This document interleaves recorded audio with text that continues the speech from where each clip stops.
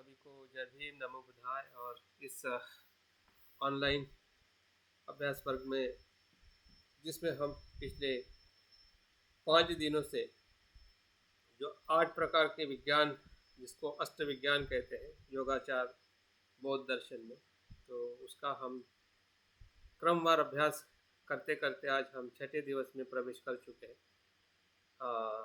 और हमने जो चित्त के या चेतना के जो महत्वपूर्ण जो 2 स्तर है, जो पहला स्तर जो है 5 इंद्रियों का माध्यम से जो मन बनता है या जिसका हमें अनुभव होता है, उसका हमने अभ्यास किया है। उसके बाद में जो जिसको हम मन कहते हैं, मनोविज्ञान कहते हैं, जिसको हम छठा विज्ञान कहते हैं, उसके बारे में हमने समझने का प्रयास किया है। और अभी जो तीसरा और बहुत ही महत्वपूर्ण स्तर है, जिसको हम क्लिष्ट मनोविज्ञान कहते हैं। तो क्लिष्ट मनोविज्ञान मतलब ऐसा कह सकते हैं कि हम चित्त के और गहराई में उतर रहे हैं, और जैसे जैसे हम गहराई में उतरते हैं वैसे वैसे उसका स्वरूप भी जो है, मतलब जो बाहर से दिखाई नहीं देता है, लेकिन जैसे भीतर जाते हैं तो बहुत कुछ उसके जो आवरण है, उसके भीतर की जो अशुभता है या दलदल है, ऐसा हम कह सकते हैं, उसके भीतर की जो मूल स्वभाव है वो दिखने लगता है। तो ऊपरी तौर पे से कभी कभी हमारा मन अच्छा रहता है, कुशल रहता है, मैत्रीपूर्ण रहता है, लेकिन भीतर से कहीं ना कहीं वही द्वेष, वही आसक्ति, वही डर, वही भय रहता है। तो ये किस मन के साथ में जुड़ा हुआ है, तो उसका आज हम विश्लेषण बौद्ध दर्शन या जिसको हम योगाचार दर्शन कहते हैं,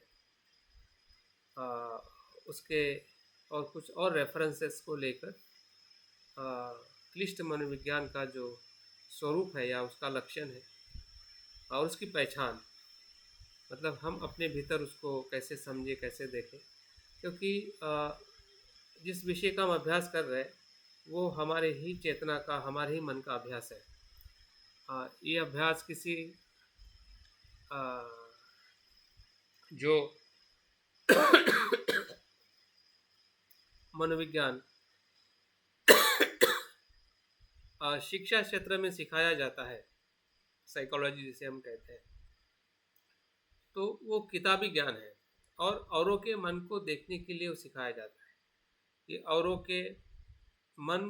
का मन क्या होता है। कोई बीमार होता है, मन का बीमार होता है, तो उसका मन कैसे कार्य करता है, उसका अभ्यास किया जाता है। जो जिस साइकोलॉजी या मॉडर्न साइकोलॉजी की हम बात करते हैं, जो बच्चे साइकोलॉजी क्षेत्र में जो अभ्यास करते हैं उसको भी मनोविज्ञान कहते हैं, लेकिन उसमें जो ऑब्जेक्ट होता है, कहने के लिए तो मनोविज्ञान होता है, लेकिन वो औरों के मन के बारे में अभ्यास करते हैं, उनके विशेषज्ञ हो या उनके शिक्षक हो या उनके विद्यार्थी हो। लेकिन जब हम बौद्ध मनोविज्ञान की बात करते हैं, जिसका हम अभ्यास पिछले कुछ दिनों से कर रहे हैं, तो हम औरों के मन का अभ्यास नहीं, खुद के मन का अभ्यास करते हैं। हमारे मन को हम खुद ढूंढते हैं, जानते हैं और उसको समझने का प्रयास करते हैं कि मेरा मन क्या है। फिर वो 5 इंद्रियों के माध्यम से समझने वाला मन हो, जो मनोविज्ञान के माध्यम से, और आज हम क्लिष्ट मनोविज्ञान तक पहुंच रहे, और कल परसों हम जो उसका और अंतिम और गहरा स्वरूप है, जिसको हम आलय विज्ञान कहते हैं, या उसी आलय विज्ञान का जब रूपांतरण होता है तो उसी को ही बुद्धत्व का परम चित्त कहते हैं। उसका ही रूपांतरण, मतलब जब भीतर से मन बदल जाता है तो बाकी ऊपर के मन भी उसके साथ में बदल जाते हैं। जैसे कि भूकंप आता है तो धरती नीचे से ऊपर आती है, तो बुद्धत्व का अनुभव भी ऐसा ही है, भूकंप हो जाता है। मतलब पहला जीवन पूरी तरह से नष्ट होके नए जीवन की शुरुआत होती है, इसलिए उसको आध्यात्मिक मृत्यु कहते हैं। शारीरिक मृत्यु नहीं। शारीरिक मृत्यु होने से फिर से पुनर्जन्म होगा, लेकिन आध्यात्मिक मृत्यु होने से पुनर्जन्म नहीं होगा, वो बुद्ध का जन्म होगा। और बुद्ध के जन्म में ना मृत्यु होता है ना जन्म होता है, बंधन से मुक्त चित्त होता है, जिसे हम आध्यात्मिक जन्म कहते हैं बुद्ध भूमि में या बुद्ध चित्त में।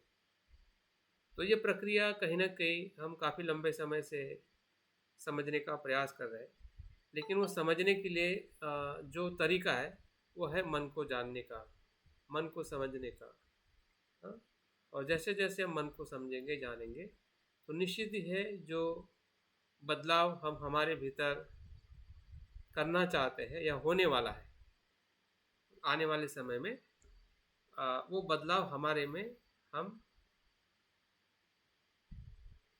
होने वाला है, क्योंकि हम कुछ प्रयास कर रहे हैं।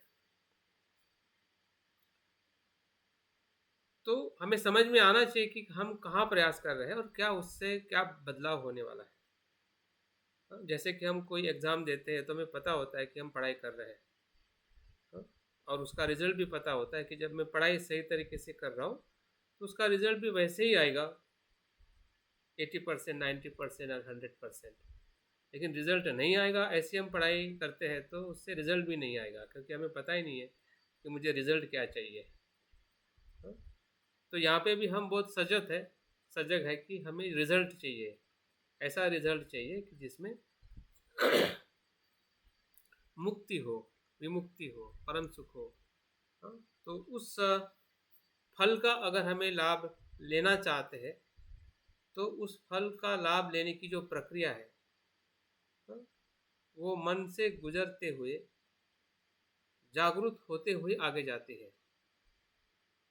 जागृति जो है मन के बिना नहीं है, मन के साथ है, मन के प्रति है। जागृति मतलब कोई अलग तत्व नहीं है।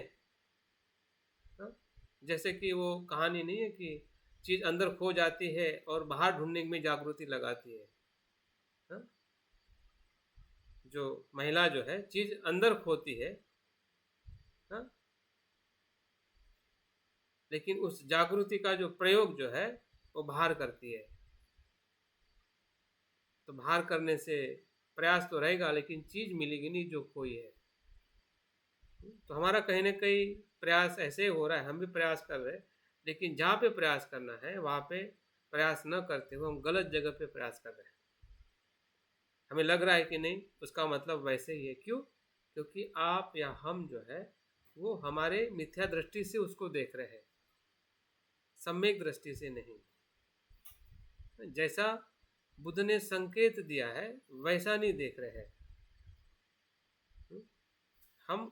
बुद्ध के या उस शब्दों को पकड़ के हम वहाँ पे रुके हुए हैं और हमें लग रहा है कि हम आगे जा रहे हैं। जैसे कि हम नदी में तैरना चाहते हैं, लेकिन हमने अपनी रस्सी की डोरी जो है किनारे पे खूंटा बांध के रखी हुई है, और हम सोच रहे हैं कि मुझे अंदर मैं तैर रहा हूँ या तैरने के लिए जाना चाहता हूँ। एक तरफ जाना चाहते हैं और दूसरी तरफ खूंटा हमने बांध के रखा है, तो कैसे जाएंगे? हम नहीं तैर सकते, आगे नहीं जा सकते, क्योंकि हमने जो रस्सी जो है किनारे के खूंटे को या लकड़ी को बांध के रखी है। तो यही खेल है। जब हम अभी क्लिष्ट मनोविज्ञान की बात कर रहे हैं तो देखते हैं इसके प्रति हम कैसे और ज़्यादा जानकार हो सकते हैं। हमारी जानकारी हमें और सजगता के तरफ ले जाने के लिए मदद कर सकती है। अगर हम उसका सही मात्रा में अगर प्रयोग करते हैं तो निश्चित ही है जागृति का अनुभव हमें होगा। तो क्लिष्ट मनोविज्ञान क्या है, इस बारे में थोड़ा हम समझने का प्रयास करते हैं। जब एक क्लिष्ट मनोविज्ञान, तो हमें कल पता चला कि मनोविज्ञान क्या है कि जो इंद्रियों से जो छाप आती है उसको वो समझता है या उसका वो अनुभव करता है, और स्वयं भी अपने स्वयं के क्षमता से वो कल्पना करता है। लेकिन उसके भीतर का जो और दूसरा विज्ञान है जिसको क्लिष्ट मनोविज्ञान कहते हैं, जो मनोविज्ञान और हमारे पंच विज्ञान, इसमें जो कुछ भी कार्य होता है, जैसे कि मैं आपको अगर अच्छे शब्द से मैं कुछ बोल रहा हूँ और आप समझ रहे हैं, अगर मैं कुछ आपको बुरा कह रहा हूँ और आपको द्वेष आ रहा है, तो जैसे आपने कानों से सुना और जो आपके मनोविज्ञान में जो बुरा होने की जो छाप थी, ये शब्द बुरे होते हैं, मेरा अपमान होता है, वो छाप पहले से हमारे उस मनोविज्ञान में, तो उस मनोविज्ञान से गुजरते हुए वो क्लिष्ट मनोविज्ञान में जो द्वेष है उसके साथ में कनेक्ट हो जाती है, या भीतर का द्वेष और ऊपर के मनोविज्ञान की छाप और बाहर से आया हुआ शब्द, तीनों एकाकार हो जाता है और वो कृति या वो घटना जो है वो घटित हो जाती है, हमें दुखद वेदना होती है या हमें बुरा लगता है तो हम प्रतिक्रिया देते हैं, हम भी द्वेष करते हैं। दोबारा बोलो साहब, ये तीनों चीजें क्या क्या है? छाप जो है, जो मनोविज्ञान में जो छाप है शब्दों की, छाप समझ गए ने, छाप के अलावा दो चीजें और बताएं। वो है आपका इंद्रिय, इंद्रिय से जो शब्द आ रहा है उससे वो जुड़ जाता है छाप के साथ में। अच्छा।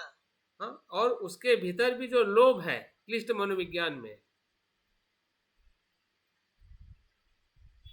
उसके साथ में वो कनेक्ट हो जाता है। तो तीनों चीज जब एकत्र होती है तब जाके हमारी कृति जो है, हाँ, फिर वो चित्त के चित्त में हो या फिर चित्त से आपके वाणी में आ सकती है, शरीर में आ सकती है, या मन के अंदर फिर वो प्रकार से दोहराई जा सकती है। पहले तो तीसरा खाली लोभ बताया आपने, लेकिन और दूसरी भी अकुशल प्रवृत्ति हो सकती है। नहीं हो सकते हैं, हम एक ही बात कर रहे हैं। अच्छा, एक उदाहरण से हम एक ही बात कर रहे हैं। लोभ या ये कहना चाहिए कि अकुशल प्रवृत्ति। हाँ, क्लेश को हम उदाहरण में एक ही चीज देख रहे हैं अभी समझाने के लिए कि उसका कनेक्शन क्या है। अभी यहाँ पे जो आप क्लिष्ट मनोविज्ञान को अगर जानना चाहते हैं तो उसका अर्थ दिया हुआ है कि क्लिष्ट मतलब क्या। मैंने सिर्फ एक ही बात बताई लोभ की। अभी हम देखते हैं कि क्लिष्ट में भी क्या क्या आता है, क्योंकि क्लिष्ट शब्द ही मतलब ऐसा है कि जो क्लेश से जुड़ा हुआ है। क्लिष्ट मतलब क्लेश युक्त चित्त, जिसमें लोभ तो है, उसमें द्वेष भी है और अज्ञान भी है, मोह भी है और बहुत कुछ है उसमें। जब हम क्लिष्ट विज्ञान और मनोविज्ञान की बात करते हैं तो यहाँ पे कुछ शब्द मैंने रखे हुए, एक एक शब्दों को आप समझिए कि क्लिष्ट मतलब अशुद्ध चित्त, निगेटिव माइंड जिसे कहते हैं। दूसरा अर्थ है क्लेश युक्त चित्त, जिसमें क्लेश है। अभी क्लेश क्या है उसके बारे में मैं नेक्स्ट स्लाइड में बात करूंगा। यहाँ पे सिर्फ अर्थ के बारे में समझिए कि क्लिष्ट मनोविज्ञान क्या है। दुखद, दुख देने वाला, खिन्नता, विष युक्त, संभ्रमित, मिथ्या दृष्टि से युक्त और चार उपादान स्कंद में युक्त। उपादान स्कंद मतलब आसक्ति और वासना युक्त। मतलब इसमें से जो भी शब्द आपको ज़्यादा फील होता है समझने के लिए और याद रखने के लिए, तो उस अर्थ के साथ आप क्लिष्ट शब्दों को समझ सकते हैं कि क्लिष्ट मतलब क्या।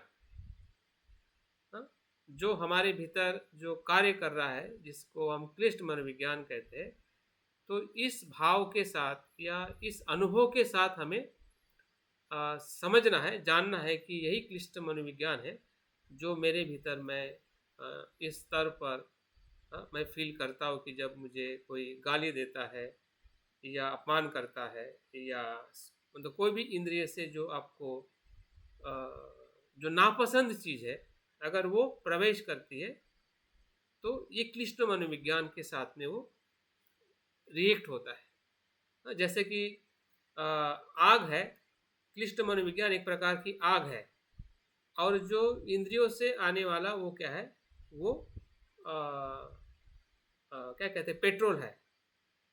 हाँ? अभी आग अंदर है और पेट्रोल बाहर से है, तो आग क्या जलेगी और जल जाएगी। और हमें लगता है कि उसके वजह से हुआ, लेकिन भीतर भी तो आग जल ही रही है। जो क्लिष्ट मनोविज्ञान के भीतर वो राग द्वेष या खिन्नता या क्लेश या जो उपादान है या मिथ्या दृष्टि है, उससे हमारा क्लिष्ट मनोविज्ञान एक्टिव है। जैसे वो शब्द सुनता है तो वो प्रतिक्रिया देता है। जो नापसंद है उसकी द्वेषयुक्त प्रतिक्रिया देता है, और जो पसंद है उसकी आसक्तिपूर्ण प्रतिक्रिया देता है। जो हमने प्रतिक्रियात्मक मन को हमने देखा है कि हमारा प्रतिक्रियात्मक मन कैसे कार्य करता है, हाँ? किसी भी इंद्रियों के माध्यम से, तो उसमें क्लिष्ट मनोविज्ञान का सबसे इम्पोर्टेंट रोल है, जो हमारे कर्मों को स्थापित करता है, या उसका हमें परिणाम मिलता है।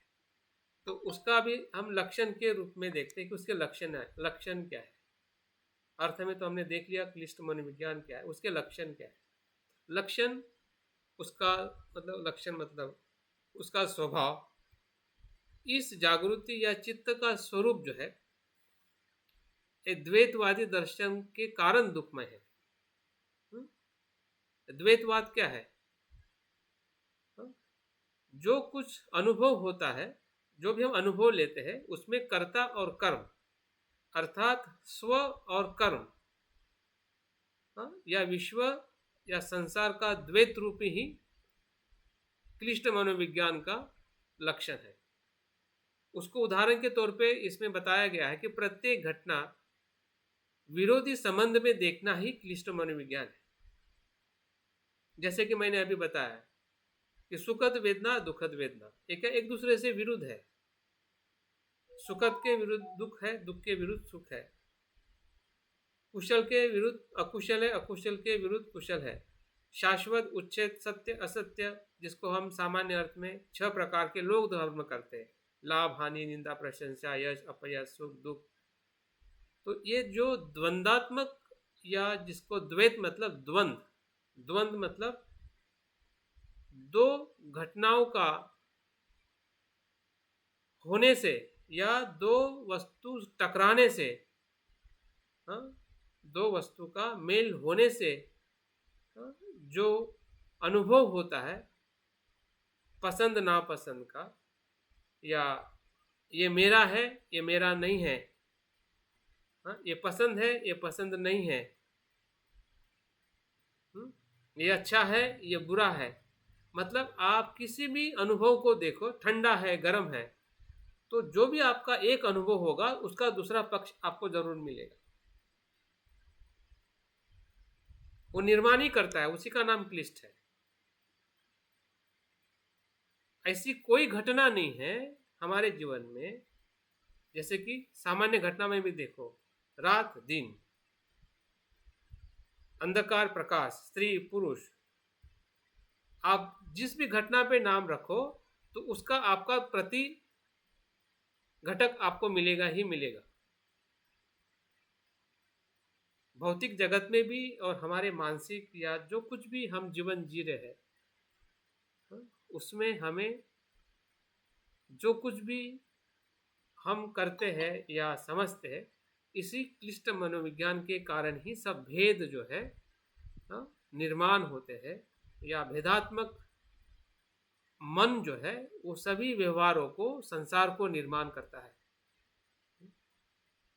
संसार को निर्माण करने वाला जो चित्त जो है या कर्म जो है, वो इसी क्लिष्ट मनोविज्ञान के आधार ही अस्तित्व में आता है या आया है हमारे हर एक मनुष्य का। अगर हम संसार की पूरी बात ना करें, हम अपनी बात करें, क्योंकि जब हम संसार को जब विषय मान के देखते हैं तो हम संभ्रमित हो जाते हैं कि उसका मन कैसे होगा, उसका ऐसा क्यों होता है, वैसा क्यों होता है।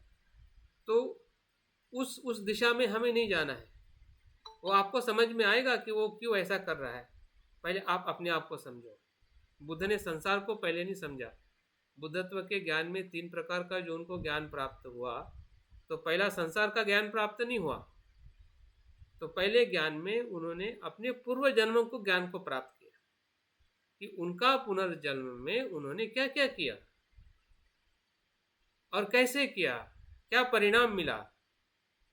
और जैसे उन्होंने अपने जीवन को देखा, अनेक जन्म जन्मांतर को, उसी अनुभव के आधार पर उन्होंने संसार चक्र को देखा कि लोग कैसे जन्म लेते हैं और कैसे उनकी गति और अगति होती है कर्म के कारण। तब फिर संभ्रम नहीं रहेगा। अगर आप अभी से संसार को देखना चाहोगे और समझना चाहोगे तो आप नाम अपने आप को समझ पाओगे। और बाहर का जो भी दिखने वाली चीज़ या समझने वाली चीज़ है वो हमें कभी समझ में नहीं आएगी, क्योंकि हमारा हमेशा ये भी ऐसा ही है कि हम बाहर देखते अंदर नहीं देखते। ये भी द्वंद्वात्मक मन है। आपको बाहर भी देखना है, अंदर भी देखना है। जब दोनों तरफ देखते हैं तो इस क्लिष्ट मनोविज्ञान से हम मुक्त होते हैं। जब हम दोनों में भेद करते हैं तो क्लिष्ट मनोविज्ञान वहाँ पे एक्टिव या वही कार्य करता है, उसी से वो भेद करता है। काला गोरा हो, सुंदर असुंदर हो, तेरा मेरा हो, स्त्री पुरुष हो, आप जहाँ जहाँ पे भी शब्दों का इस्तेमाल करोगे आपको द्वंद्व ही दिखाई देगा। द्वैत स्वरूप है संसार का, जो इस क्लिष्ट मनोविज्ञान वो निर्माण करता है। तो ये चीज़ थोड़ी हमें और गहराई में जब हम दूसरा उसका अर्थ देखेंगे तो हमें और ज़्यादा समझ में आएगी, जिसको हम क्लेश कहते हैं। और क्लेश के कारण ही अगर दुख उत्पन्न हो रहा है या हमारा भाव निर्माण हो रहा है तो ये यही विज्ञान है जिसको हम क्लिष्ट मनोविज्ञान कहते हैं। इसकी व्याख्या देखिए, ये व्याख्या से हमें और ज़्यादा समझ में आ सकता है। ध्यान से सुनिए और थोड़ा समझने का प्रयास करें। क्लिष्ट मनोविज्ञान क्या है? एक पीड़ित चेतना है। पीड़ित मतलब पीड़ादायक चेतना है, जिसको हम दुख कहते हैं ना, तो यही दुख है। बुद्ध ने जो दुख कहा है ना, संसार को दुख तो कहा है, लेकिन वो तब तक दुख है जब तक दुख के कारण को हम समझ के उससे मुक्त नहीं होते।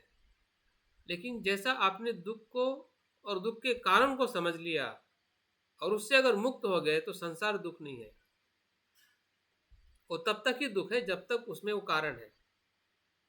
और इसलिए यह वही कारण ये है जिसको हम क्लिष्ट मनोविज्ञान कहते हैं, और इसलिए उसको पीड़ादायी चेतना कहा गया है। वो पीड़ा देने वाली चेतना है या मन है के रूप में वर्णित किया गया है इसको। इसलिए शब्द जो इस्तेमाल किया गया है क्लिष्ट, इसको हमें समझने की ज़रूरत है कि यही दुख का कारण है। बुद्ध ने जो दूसरे आर्य सत्य में कहा है, जिसको हम काम तृष्णा, भव तृष्णा, विभव तृष्णा के माध्यम से उसको समझते हैं, तो वही क्लिष्ट मन विज्ञान है। क्योंकि जो हम बुद्ध के सिद्धांत को चार आर्य सत्य में या विपස්සना में जो भी हम देखना चाहते हैं वो इसी जगह पे जाके देखना है। बुद्ध के शब्द में या जो हम समझना चाहते हैं उसमें वो कुछ नहीं मिलेगा। उस पीड़ा को हमारे मन के भीतर अनुभव करना पड़ेगा कि हाँ, ये सही में पीड़ा हो रही है मुझे, इस विज्ञान से मैं पीड़ित हूँ। ये जब अनुभव होगा तब दुख आर्य सत्य का अनुभव। तो चेतना के संपर्क में आके ही वो संभव है। चेतना को या मन को हम अपने उसके जगह पे रखेंगे और ऐसा समझेंगे कि हाँ होता है यही है, लेकिन ये है यही मानने से हम उस मार्ग पे नहीं चल पाएंगे। सिर्फ हमने जान लिया शब्दों से या अर्थ से, लेकिन उसके सहवास में आना पड़ेगा कि वो पीड़ादायक चेतना कैसे मुझे अनुभव हो रही है। आगे उसका अर्थ बताया गया है कि जो स्वयं के प्रति एक निरंतर सूक्ष्म पकड़ प्रदर्शित करती है। कल देखा था कि मन दुधारी तलवार है। मतलब वो जो अहंकार है, आसक्ति है, आसक्ति आना स्वाभाविक है क्योंकि वो अज्ञान के कारण आ रही है। लेकिन आसक्ति के प्रति चिपक के रहना, उसको पकड़ना, वो हमारे मन की हानि करता है। वही क्लिष्ट मनोविज्ञान है। और इसलिए वही बात इसमें बताई गई है कि जो स्व के प्रति एक निरंतर और सूक्ष्म पकड़ प्रदर्शित करता है या करती है, जो अहंकार है, इसी को अहंकार कहते हैं। अहंकार मतलब कभी कभी हम सरल शब्द में समझते हैं कि हाँ वो अपने आप को श्रेष्ठ समझ रहा है, या हम अपने आप को श्रेष्ठ समझते हैं। हाँ, उस अर्थ से हम अहंकार देखते हैं। वो बहुत अहंकारी हो गया, या वो लोग कहते हैं कि तुम बड़े अहंकारी हो गए। तो उस सामान्य अर्थ से ये अहंकार अहंकार नहीं है, ये कुछ और गहरा अर्थ है अहंकार का। हाँ? कि कुछ हम ऐसा कुछ सूक्ष्म स्तर पे हम पकड़े हुए हैं, हाँ? कि जो निरंतर बदल रहा है, लेकिन हम उसको न बदलते हुए देख रहे हैं। आसक्ति का मतलब ये है कि जिस विषय के प्रति, जिस घटना के प्रति हमें आसक्ति इसलिए होती है क्योंकि उस घटना को हम नित्य मानते हैं। जो अनित्य मानते वहां पे आसक्ति हो ही नहीं सकती, या होती ही नहीं। तो आसक्ति कैसी होती है, और उसी आसक्ति के प्रति पकड़, उसी को सच मानना, उसी को पकड़े रखना, वो अहंकार है। आसक्ति अहंकार में यही फर्क है। एक तरफ आसक्ति है, और आसक्ति को पकड़ने का जो स्वभाव जो है वो अहंकार है। तो यही परेशानी करने वाली भावनाओं के लिए आधार प्रदान करती है। यही अहंकार जो है, जितने भी दुखद या पीड़ादायक जो भावनाएं, दुखदायी भावनाएं जो हमारे जीवन में विकसित होती है, ये सभी का यही आधार है जिससे हम दुख या खिन्नता या भय या चिंता कहते हैं। आगे थोड़ा और इसकी स्पष्टीकरण दिया हुआ है। ये सामान्य तौर पे हमें और ज़्यादा समझ में आएगा क्योंकि इसके ऊपर थोड़ा हमने पहले अभ्यास भी किया है। जो 4 उपादान है, ये क्लिष्ट मनोविज्ञान है।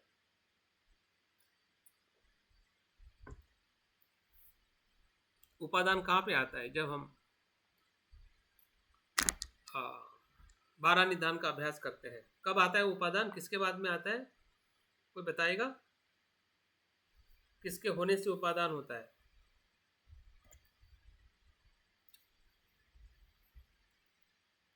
रचना के बाद आता है ना। हाँ, वेदना पच्छाय तन्हा, और तन्हा पच्छाय उपादान। तो उपादान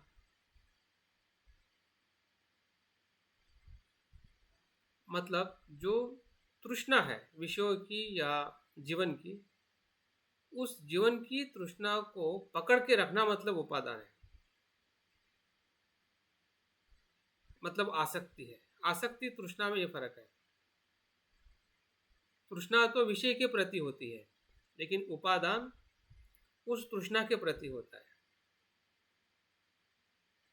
जिस विषय की हमें तृष्णा है। फिर से बताइए सर एक बार। जो तृष्णा जो है वो विषयों से उत्पन्न होती है, विषयों के प्रति हमें तृष्णा होती है। फिर काम तृष्णा हो, भाव तृष्णा हो और विभव तृष्णा हो। लेकिन जो आसक्ति जो है उससे और एक ज्यादा का स्टेप है। मतलब उस तृष्णा के प्रति वो पूरी तरह से और ज्यादा आसक्ति, ऐसा हम कह सकते हैं, या और ज्यादा तृष्णा। जैसे कि उदाहरण के तौर पे अगर कोई व्यक्ति किसी के प्रेम में पड़ता है तो आसक्ति है, लेकिन उसी प्रेम के लिए वो मारता ही है, मरने के लिए भी तैयार हो जाता है, मारने के लिए भी तैयार हो जाता है। हाँ, तो वो उस प्रेम के प्रति आसक्ति है। तो इस प्रकार से जो उपादान जो है वो 4 प्रकार के उपादान बुद्ध ने बताए हैं। तो यही कहीं ना कहीं क्लिष्ट मनोविज्ञान का मूल कर्म भी कह सकते हैं या मूल स्वभाव भी कह सकते हैं। ये 4 स्वरूप में इसको हमें समझने की ज़रूरत है। और यही पूरे हमारे क्लिष्ट मनोविज्ञान का आधार है कि जो बाकी सभी विज्ञान के साथ में या जो 6 विज्ञान है उसके पहले के 5 शरीर के और एक मनोविज्ञान, 6 विज्ञान को यही प्रभावित करता है। इसी के साथ वो मन जो है कार्यान्वित होता है, गतिशील होता है। जैसे कि हमने गतिशीलता जो हमने मन का जो धर्म देखा है वो इसी से गतिशील होता है, इसके साथ में ही वो गतिशील होता है, इसी के साथ में वो देख पाता है अच्छा या बुरा, बुरा भी देखता है अच्छा भी देखता है। क्लिष्ट मनोविज्ञान बुरा भी देखता है अच्छा भी देखता है।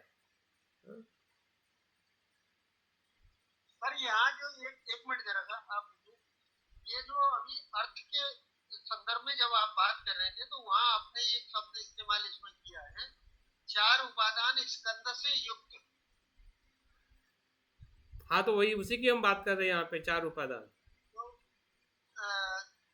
स्कंद 5 है ना?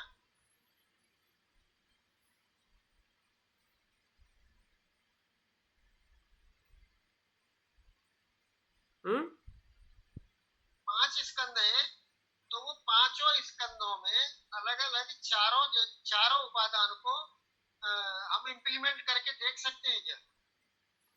नहीं, 5 उपादान और 5 स्कंद अलग है। नहीं, 5 स्कंद अलग है, 4 उपादान आपने बताया ना, 4 उपादान अलग है। हाँ जी। तो वो 4 उपादान यहाँ साथ में आप शब्द इस्तेमाल कर रहे हैं ना, कामोपदान स्कंद। हाँ, स्कंद यहाँ पे जो है कलेक्शन ऑफ अच्छा। डिजायर। स्कंद ये शब्द जो आया है ना, हाँ हाँ, वो पंच स्कंद का शब्द नहीं है। स्कंद का मतलब है एग्रीगेट। उसी से कंफ्यूज हो रहा था। हाँ हाँ, स्कंद का मतलब यहाँ पे एक काम नहीं है, संग्रह या हाँ संग्रह है, कामों का संग्रह। जैसे उसके अंदर काम तृष्णा भी आएगी, भव तृष्णा भी आएगी, विभव तृष्णा भी आएगी। मतलब ये सब मिलके कामोपादान, उन सभी ही तृष्णाओं के प्रति या जो हमारी काम आसक्ति है, सांसारिक जो विषयों की आसक्ति है या आने वाले जीवन की आसक्ति है या जीवन को निराशा में ले जाने की भी आसक्ति है, ये तीनों प्रकार की जो तृष्णा है वो कामोपादान है। उसके प्रति हम हाँ हाँ हाँ बिल्कुल बिल्कुल। तो कामो उपादान स्कंद मतलब एक प्रकार से संग्रह, मतलब इन सभी तृष्णाओं के प्रति जो आसक्ति जो है उसको कामोपादान स्कंद कहते हैं। जो हमने अनेकों बार इसका हमने अभ्यास किया है, फिर वो 4 आर्य सत्य में हो या प्रचित्य समुत्पाद में हो, तो हमें भली भांति पता है कि ये कामोपादान स्कंद ही क्लिष्ट मनोविज्ञान का आधार है, जिसको हम क्लिष्ट कहते हैं, जिसको हम क्लेश कहते हैं। तो क्लेश के साथ में इसका अर्थ जुड़ा हुआ है। दूसरा है दृष्टि उपादान। अभी दृष्टि उपादान में 2 चीजें आती है, शाश्वतवाद और उच्छेदवाद। इसमें जब आसक्ति होती है कि चीज शाश्वत है और उससे हम आसक्त हो जाते हैं कि ये शाश्वत है, और उच्छेद है कि कुछ भी नहीं है, कुछ भी नहीं रहेगा। जैसे कि कभी कभी हम उच्छेदवाद में ही सोचते हैं कि अभी अगर कुशल करो अकुशल करो, उसका अगर परिणाम ही नहीं है, अनित्य ही है, तो क्या मिलने वाला है। तो हम उस सिद्धांत को, उस तत्व को हम उच्छेदवाद के दृष्टि में देख रहे हैं। शाश्वतवाद में हम इसलिए देखते हैं कि हम हमेशा ऐसा लगता है कि जो भी हम कर रहे हैं वो नित्य है, हमारा जीवन नित्य है, या हम जो कर्म कर रहे हैं उसको हम नित्य देखते हैं। तो शाश्वतवाद दृष्टि है। तो उस दोनों दृष्टि जो है, जिसको हम मिथ्या दृष्टि कहते हैं,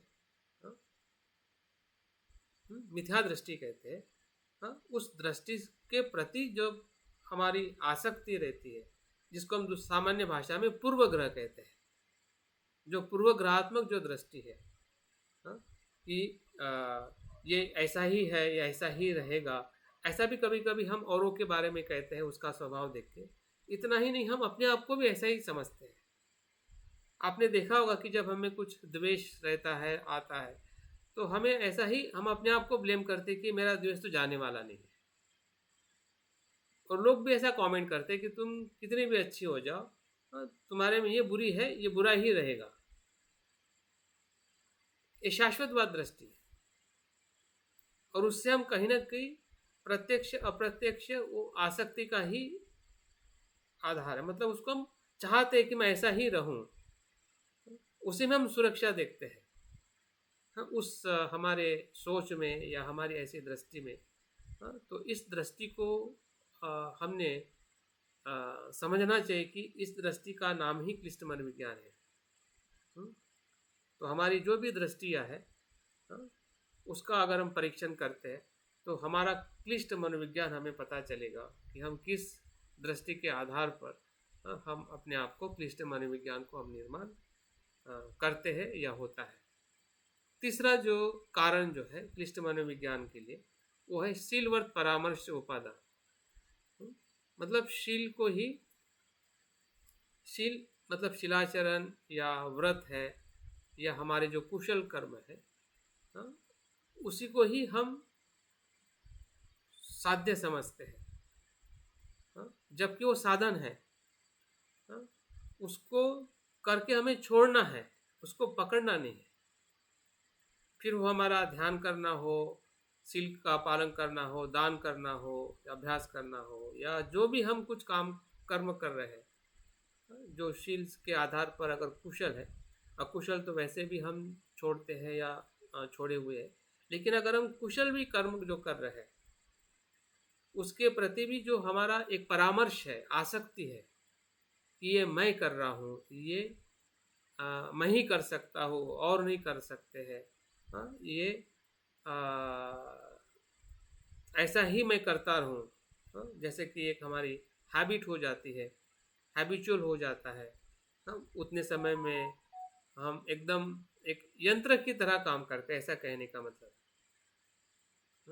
हम जैसे कि हमारा जो जीवन है, बिल्कुल डिसिप्लिन में रहना और यंत्र में रहना, दोनों में फ़र्क है। डिसिप्लिन में जागृति होती है, यंत्र में जागृति नहीं होती है। ध्यान तो हम करते हैं लेकिन जागरूकता से नहीं करते हैं। ध्यान करना है कि चलो भाई ध्यान हमारे लिए ज़रूरी है, चलो ध्यान में बैठ जाते हैं और ध्यान हो गया, हाँ ध्यान हो गया। और ऐसा ही हम अनेकों बार करते हैं। ध्यान की जो शुरुआत है, क्या हो रहा है, क्या दिक्कतें हैं, ध्यान आगे जा रहा है कि वहीं पे रुका हुआ है, क्यों रुका है, और कुछ इसमें ऐड किया जाए और कुछ इसमें समझा जाए, तो उस जो कुशल कर्म का अगर हम परीक्षण नहीं करते हैं तो वही कुशल कर्म शीलवर्त परामर्श बन जाता है, क्योंकि हम उससे आसक्त है। उतना ही हमें लग रहा है कि यही प्राप्ति है। वो तो साधन है, वो प्राप्ति नहीं है। तो ऐसा लगता है जैसे कि जो कुशल कर्म, चाहे ध्यान है या संपर्क है या और कोई कुशल आचरण है, जिसे कहते हैं टीकाचरण है, कुछ भी होगा, तो उसका हेतु मतलब उसका उद्देश्य और परिणाम क्या हो रहा है, बस उसके प्रति हाँ जागरूक रह के नहीं करते, हाँ तो सिल्वर तो निश्चित ही मतलब यंत्रवत हो जाएगा। क्योंकि आप उस आप ढांचे से प्यार कर रहे हैं ना, जैसे कि 4 पद्धति होती है, उससे आप आसक्त हो गए, जो हमें पद्धति सिखाई गई है। उतना ही हम करते और कह देते कि मेरा काम खत्म हो गया ध्यान का, या दान कर दिया तो दान का काम खत्म हो गया, वही हम रिपीट करते हैं। तो वो शीलवत परामर्श के प्रति जो हमारी जो क्योंकि वो शीलाचरण क्या करता है कि आपको या हमें जो कुछ भी हम कुशल कर्म कर रहे हैं तो कुशल कर्म में बंदिश कर लेता है, क्योंकि वो कुशल कर्म हमें बुद्धत्व की तरफ जाने के लिए है, बंदिस्त करने के लिए नहीं। अगर वो बंदिस्त कर रहा है या आपका विकास नहीं कर रहा है, आपका ट्रांसफॉर्मेशन नहीं हो रहा है, आपकी जो गहराई अगर आपको अनुभव नहीं हो रही है, हाँ, तो समझ जाए कि वो सिल्वर परामर्श है। और चौथा और अंतिम है आत्मावाद उपादान। ये आत्मावाद मतलब कुछ तो भी नित्य है भीतर और बाहर, हमारे पंचस्कंद में या पंचस्कंद के बाहर, जिसको हम आत्मावादी दृष्टि कहते हैं, या हम दूसरे अर्थ में स्व आसक्ति कहते हैं। स्व के प्रति, मैं के प्रति, ये जो कामोपादान है, विषय के प्रति आसक्ति आती है। जीवन मतलब जो विस्तारित जो जीवन है उसके प्रति, ये बिल्कुल भीतर अंदर, मतलब कुछ तो भी है, हाँ, जिसके कारण मैं कर्म कर रहा हूँ, या जिसके कारण मैं सोच रहा हूँ, जिसके कारण मैं जीवन में हूँ या जीवन में आऊँगा, ऐसा कुछ सॉलिड, ऐसा कुछ है या होने का भास हो रहा है, हाँ, और उसके साथ हम चिपके हुए हैं। वो क्लिष्ट मनोविज्ञान है आत्मवाद, हाँ, उसके प्रति आसक्त होना, हाँ, रहना, ये क्लेश है, ये क्लिष्ट मनोविज्ञान का स्वभाव है। तो इस प्रकार से जो चारों जो स्तर में या चारों कारणों के माध्यम से हम अपने क्लिष्ट मनोविज्ञान की पहचान कर सकते हैं। शब्दों में कभी कभी हमें लगेगा कि ये क्या है, लेकिन ये हमारे रोज के जीवन में हम उसका थोड़ा अगर ऑब्जर्वेशन करते हैं, पहचानने की कोशिश करते, तो ज़रूर दिखेगा। अगर आपने पहचानने की कोशिश नहीं की तो नहीं दिखेगा, क्योंकि वो वैसे भी वो सूक्ष्म है देखने के लिए। जैसे कि मैंने बार बार ये कहा है कि हमें माइक्रोस्कोप की ज़रूरत है। माइक्रोस्कोप मतलब सीधा और सरल अर्थ है जागृति और ध्यान की एकाग्रता, मीन्स माइक्रोस्कोप। अगर माइक्रोस्कोप से आप नहीं देखोगे तो आपके या हमें भीतर में क्या है वो समझने वाला नहीं है। सुनने में आएगा कि भीतर क्या है, जैसे कि वैज्ञानिक लोग कहते हैं कि हमारे भीतर, हाँ, पेशी पेशी है, लेकिन पेशी क्या आपको आंखों से आप देख पा रहे हैं? लेकिन जो सुन रहे सच है, क्योंकि वो वैज्ञानिकों ने देखा है, वो सत्य है जो उन्होंने देखा है, और जो कह रहा है और वो सुन रहे हैं वो सत्य है। लेकिन हमारे लिए सत्य तब तक नहीं है कि जब हम अपने मन से उसको ना देखें। तो देखने के लिए माइक्रोस्कोप में बॉडी को लेके जाना पड़ेगा।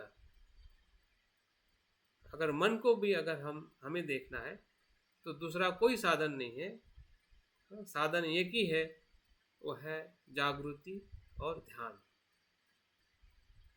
ध्यान का मतलब एकाग्रता, ध्यान मतलब ध्यान करना, मतलब ध्यान नहीं, हाँ, ध्यान तो हम सभी करते हैं। अगर ध्यान में अगर एकाग्रता नहीं आ पा रही है, नहीं ला पा रहे हैं, हाँ, अगर एकाग्रता नहीं बढ़ पा रही है, तो हम मन के उस तत्व को, जो तत्व बुद्ध ने देखे और कहे और बताए हैं, उसी के आधार पर हम अभ्यास करते हैं। ये चीज़ हमें समझ में नहीं आ पाएगी, और नहीं समझेगी तो आगे के जो उसके आगे का जो उसका कर्म है या उसका कार्य जो है, जो सिद्धांतों में हम समझना चाहते हैं, वो शायद वो भी समझ में नहीं आएगा, क्योंकि सब इसी के आधार पर है। जितने भी हम बुद्ध की शिक्षाएं कहते हैं, जहाँ पे मन है वहीं पे बुद्ध है। मन को समझेंगे तो बुद्ध को समझेंगे, मन को नहीं समझेंगे तो बुद्ध को नहीं समझेंगे। तो इसलिए बौद्ध दर्शन में क्लेश के अर्थ में अगर हम देखते हैं तो संस्कृत में उसको क्लेश कहते हैं और पाली में किलेश कहते हैं या किलेसा कहते हैं। बौद्ध धर्म में मानसिक अवस्था है जो मन को धुंधला कर देती है और अस्वस्थ कार्यों में प्रकट करती है, यही क्लेश है। बौद्ध धर्म में क्लेश किसे कहा गया कि जो मन को धुंधला कर देती है। धुंधला मतलब अस्पष्ट करती है और अस्वस्थ कार्य में प्रकट होती है। अस्वस्थ मतलब अकुशल कार्य में वो धुंधलापन अभिव्यक्त होता है काया वाचा मन से, वही क्लेश है। क्लेश को और दूसरे 3 शब्दों में बताया जाता है जो हमें समझ में आ सकता है।